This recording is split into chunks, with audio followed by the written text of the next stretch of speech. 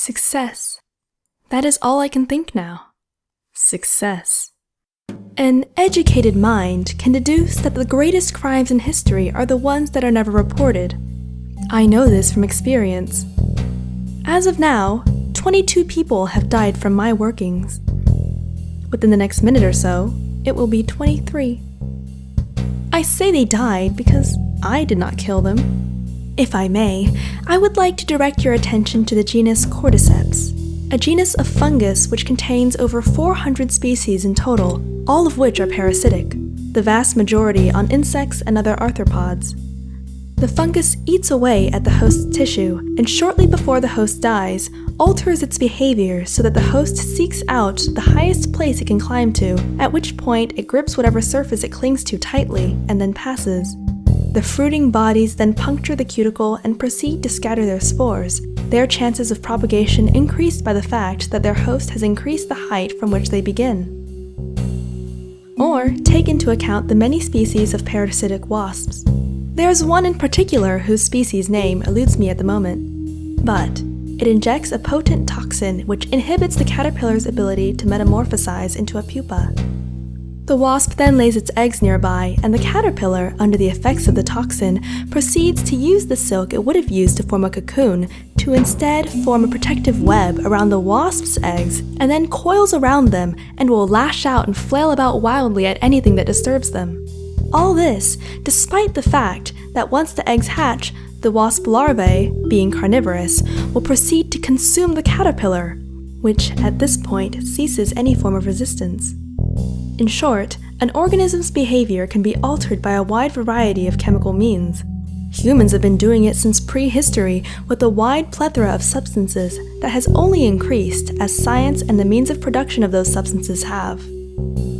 I am not a killer, but a biochemist by profession. And it was only after years of experimentation that I finally produced viable results. The first tests were standard: white albino lab rats.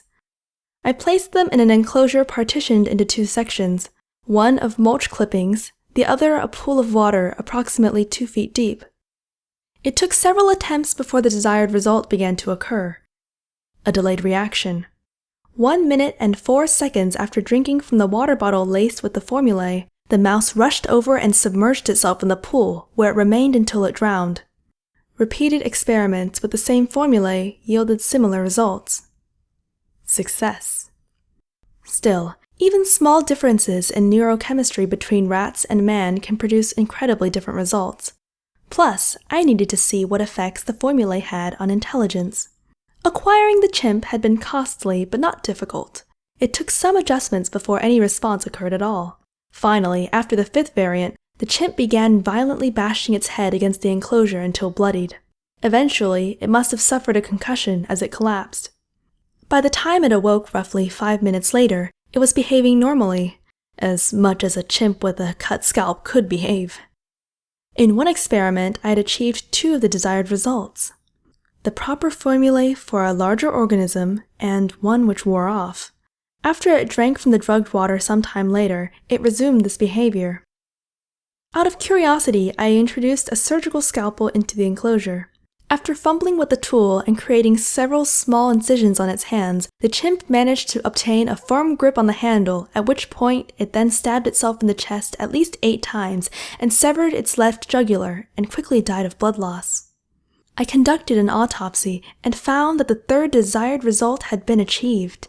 Tissue and blood tests yielded no trace of the substance whatsoever, even after only minutes of introduction into the body. It had had a delayed effect and then broken down quickly. Success. The first human test subject was a neighbor from several houses down. It was well known by everyone that he was a wife-beater and an abusive excuse for human refuse who kept his spouse captive by control of her finances and social life, and she was understandably afraid to flee as he was very prone to physical violence. I would later learn that his behavior had long since estranged him from his family. I had only recently moved into the neighborhood, but heard the sounds of struggle from their house as I walked home each day from work. And I heard corroborating stories spoken in hushed whispers by their other neighbors.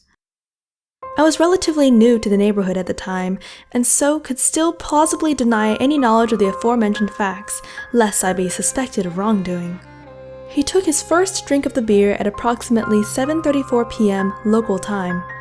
1 minute and 7 seconds later, he let out an enraged roar and rushed out into the street, where he stopped shortly before being hit by a bus.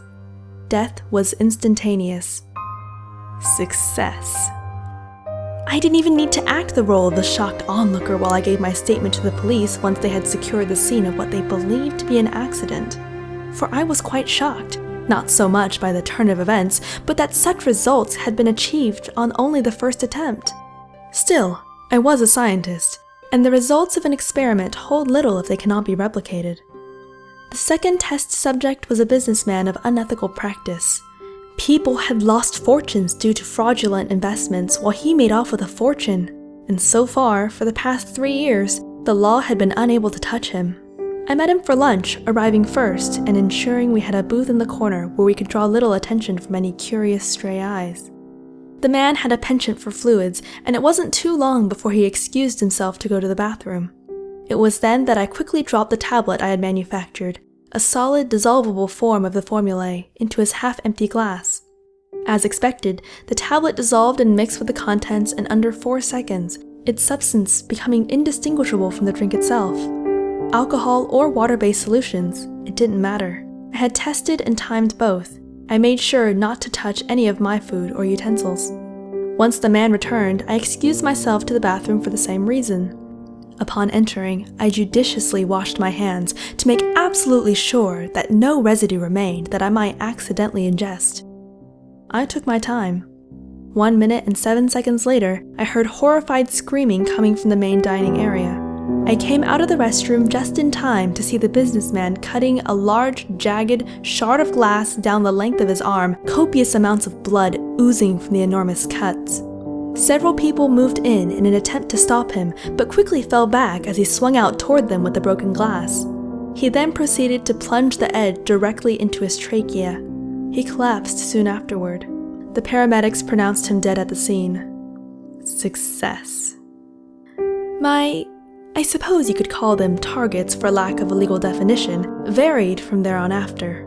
A few murderers, a number of rapists. At one point during my scholarly travels, an African dictator and his entire inner circle died. You cannot say that I murdered them.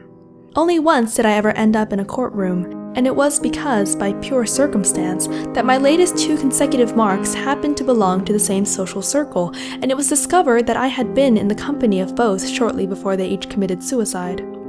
One after I left his office with the revolver he kept in his desk, the other at a cocktail party only 3 days later.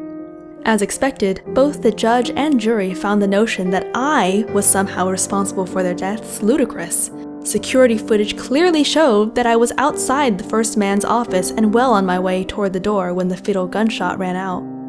And there were multiple witnesses that watched the second as he suddenly and furiously bit into his own wrists with his teeth until he tore the veins out and bled to death in seconds. Forensic and eyewitness accounts had proven both deaths to be suicides. It's only human nature, I suppose. Thousands of people kill themselves every day in a wide variety of ways, sometimes rather creative, if I dare say so, and while the when and the how are easily elucidated, the why is often much less clear. In fact, more often than not, in most cases the why remained forever unknown or uncertain. I had simply found a means to produce the why. Still, I laid low and became much more cautious from there on out.